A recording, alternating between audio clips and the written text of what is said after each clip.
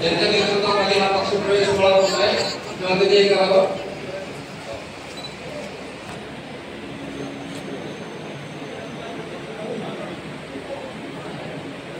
नेमून झालेले 3 मिनिटांमध्ये इकडे या लवकरात लवकर. त्यानंतर गंगाधर हनुमंतराव बोडके आरडी यांचं गिलोली तालुका ओबीसी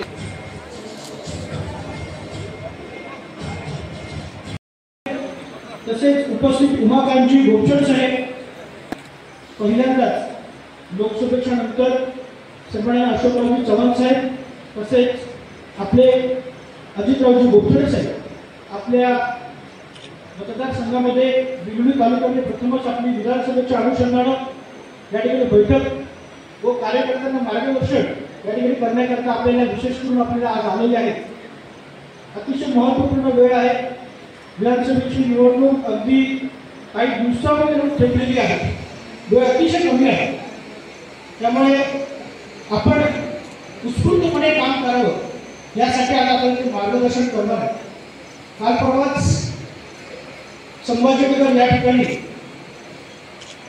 भारताचे गृहमंत्री आली होती. त्या बैठकीत त्यांनी अक्षरशः सेनापतीने ज्या प्रकारे आपल्या सैनिकांना मार्ग खासदार अजित गोपछेडेजी सामील झालेले ज्येष्ठ नेते माजी आमदार अमरनाथ राजूरकर, माजी आमदार आणि भाजपमध्ये सामील झालेले माझे सहकारी जितेश अंतुरकर, नामनाथ तुमोड, गणेश पाटील, उमाकांत गोपछेडे, संजय घोष आढावा बैठकीला आलेले भाजपाचे बिलोली देगलूर विधानसभा मतदारसंघातील माझ्या माता भगिनी आलेले सर्व ज्येष्ठ श्रेष्ठ सहकारी, भाजपचे सर्व जुने सहकारी, काँग्रेसमधून भाजपमध्ये सामील झालेले माझ्या बरोबर पूर्ण जितेश अंतापूरकर यांच्याबरोबर आलेले सर्व सहकारी बंधू भगिनी आणि सहकारी मित्रांनो, आपल्या सर्वांचे प्रथम मी आभार मानतो की आज बिलोलीमध्ये आपल्या शहरामध्ये आले असताना भाजपामध्ये प्रवेश केल्यानंतर माझी बिलोलीमध्ये येण्याचा हा पहिलाच योग आहे. तर म्हणजे या सभागृहामध्ये अनेक भाषणं झाली असतील, परंतु वेगळ्या व्यासपीठावरती भाषणं झाली. आज भाजपाच्या व्यासपीठावर माझं होणारं एक पहिलं मनोगत या ठिकाणी व्यक्त करत आहे. आपण मी संधी मला या ठिकाणी दिल्याबद्दल कार्यकर्त्यांची मनापासून मी आभार व्यक्त करतो. गोपछेडेंचं मार्गदर्शन आपण ऐकलं. अतिशय सुरेख पद्धतीने त्यांनी भाजपाच्या एकंदरीत विचारसरणी संदर्भामध्ये, कार्यशैली संदर्भामध्ये या ठिकाणी आपली भूमिका आणि पक्षाची धोरणं स्पष्ट केलेली आहे. आणि मला सांगितलं पाहिजे, ज्या दिवशी मी भाजपामध्ये येण्याचा निर्णय घेतला, देशाचे गृहमंत्री आणि पंतप्रधानांच्या मार्गदर्शनाखाली या ठिकाणी प्रवेश घेतला, त्या दिवसापासून एक क्षणभराची वाट न पाहता भाजप राज्यामध्ये कशी मजबूत होईल तेच काम मी हातामध्ये घेऊन कामाला लागलो. आणि म्हणून मला कार्यकर्त्यांना एवढं सांगायचं आहे की ज्या वेळेस एक प्रामाणिक संघटनात्मक काम करून आजपर्यंत आयुष्यात घातलेलं आहे, संघटना काय असते, संघटनेमध्ये काम करणाऱ्या कार्यकर्त्यांची काय मानसिकता असते, किंवा अनेक वर्ष काम करून सुद्धा ज्याला काही मिळालं नसेल परंतु पक्षापोटी निष्ठेपोटी काम करणारे असंख्य नेते, असंख्य कार्यकर्ते आहेत. त्यांना मी मानाचा मुजरा करतो आणि त्यांच्या बरोबरीने खांद्याला खांदा लावून मी काम करणार आहे. मला मुद्दाम सांगितलं काय भेदभाव नाही, कोणी जुना, कोणी नवीन, कोणी जवळचा, कोणी लांबचा, हा विषयच नाही. ज्या वेळेस पक्षामध्ये आपण आलेलो आहोत, पक्षाची ध्येय धोरणं माझ्या दृष्टीने ही भूमिका आहे. नांदेडमध्येच नव्हे तर मराठवाड्यामध्ये भाजप नंबर 1 ला आणता आली पाहिजे ही आवाजची भावना. परंतु हे जे शिवधनुष्य आपण उभारतो, आम्हाला घेत आहोत, शिवधनुष्य म्हणजे कुठल्या पक्षाचा सिंबल म्हणून म्हणत नाही, एक आव्हान, हे आव्हान आपण स्वीकारलेलं आहे.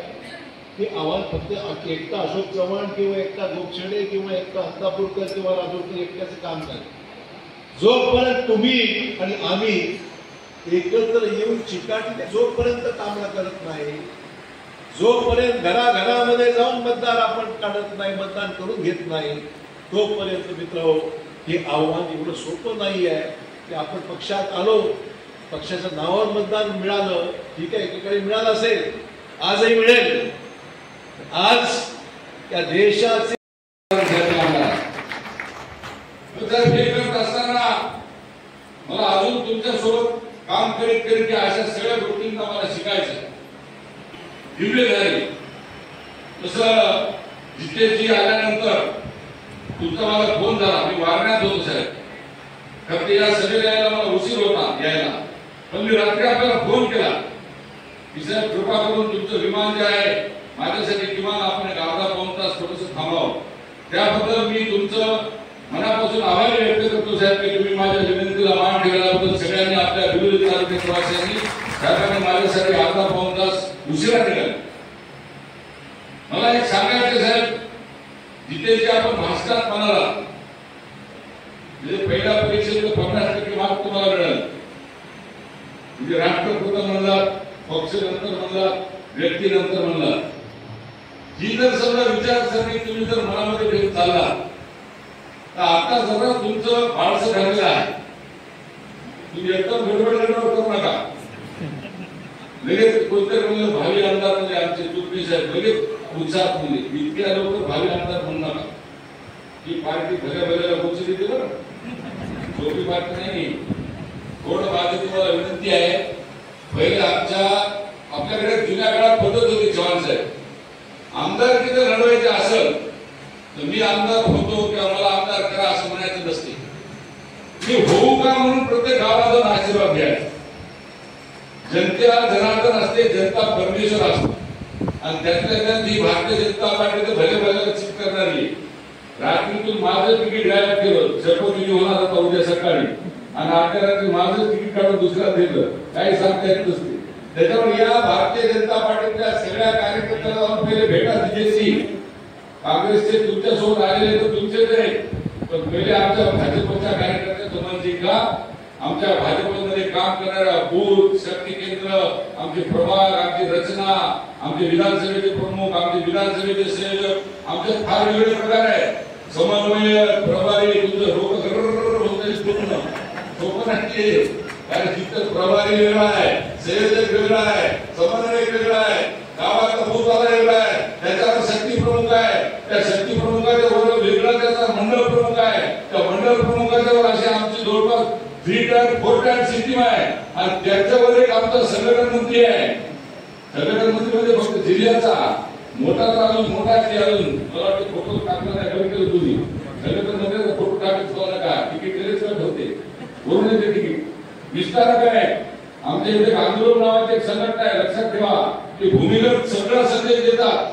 इथं टीपी जळाली, तिथेच काम नाही केलं, इथं नळ आणलं म्हणजे नळाचं काम नाही केलं, लगेच रिपोर्ट जाते. गुप्तचर नाही भारतीय जनता पार्टीच. त्याच्यासोबत सोडून आमच्यासोबत काम करणारे विचार परिवार आहे, त्या विचार परिवाराचा देखील आशीर्वाद घ्यावा. अशा पद्धतीनं ही सगळी रचना जर समजा तुम्ही पूर्ण केली तर पक्षाला वाटलं की हा नवरदेव जरा बरा दिसायला, ते लगेच फार पसंत करीत नाही. ते म्हणते हा जरा आता चालायला बरं आहे बघा, आता थोडस बसायला बरं आहे बघा, बोलायला बरं आहे. जसं जसं तुम्ही त्या संस्कारामध्ये येत गेला मग तुमची जुळणी होते, मग मुलगा पसंत होते आम्हाला. त्याच्यामुळं माझी तुम्हाला विनंती आहे की मी तुमचा हित चिंतक म्हणून बोलायला लागलो, कारण इतक्या लवकर लगेच तुम्ही आता वाढसं ठरलंय, पण तुम्हाला गुटगुटीत बाजारात व्हायचं असेल आणि तुमच्या रस्त्यात काटे खूप आहेत, एवढं सोपं नाही. काही लोक मला हे नाही तर खूप लोक म्हणली अहो साहेब तुम्ही कुठं चालले, मी म्हणजे चालू नाही म्हणजे आता असं कळालं की तुम्ही बिलोलीला चालले. नाही मी बिलोलीला जाणार आहे.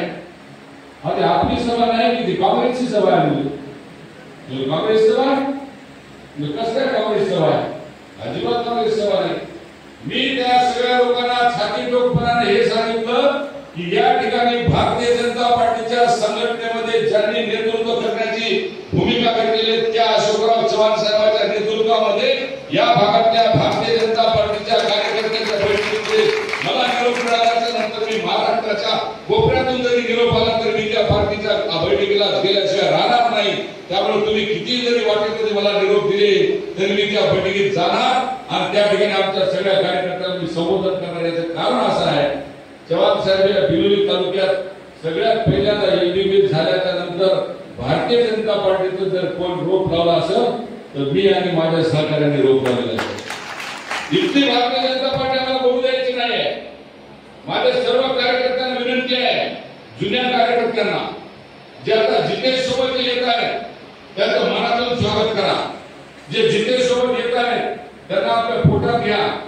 गावागावामधल्या माझ्या बूथ प्रमुखांना माझी विनंती आहे की आपसातले जे 2 बूथ वेगवेगळे टक्कर तुम्ही खेळत होता, आता एकाच एक 2 झालेले आहेत, बेरीज झालेली आहे. अजिबात मध्ये कोणाला शिरू देऊ नका. माझ्या वाटेत जशा पद्धतीने काटे टाकण्याचा प्रयत्न झाला तशा पद्धतीने तुम्ही देखील वाटेमध्ये काटे टाकणारे असतील ते काटे उचलून आले बाजूला ठेवा किंवा त्याला प्रेमानं समजून सांगून पुन्हा एकदा त्याची समजूत काढा. ही भारतीय जनता पार्टी कोणाच्या मालकीची नाही. ही भारतीय जनता पार्टी विचाराची आहे. ही भारतीय जनता पार्टी संस्काराची आहे. ज्याच्या पाठीमागे विकास, ज्याच्या पाठीमागे जनता, ज्याच्या पाठीमागे विचार आणि ज्याच्या पाठीमागे राष्ट्रभक्ती, त्याच्या पाठीमागे भारतीय जनता पार्टी असते. आणि माननीय अशोकराव चव्हाण साहेब, आम्ही सगळेजण नशिबान आहोत की तुम्हाला जी काही दृष्टी मिळाली, तुम्ही ज्या पद्धतीने सगळ्या लोकांना सामावून घेता, ज्या पद्धतीने तुम्ही सकारात्मक भूमिका ठेवून कार्यकर्त्यांना न्याय देता. आता मी पाहिलं तुमचे काम करण्याची पद्धत. तुमच्याकडे बिलोली तालुक्यात तुमच्या पत्र ठेवून तुम्हाला निधी मागायला येत होते. तुम्ही मला म्हणले अजित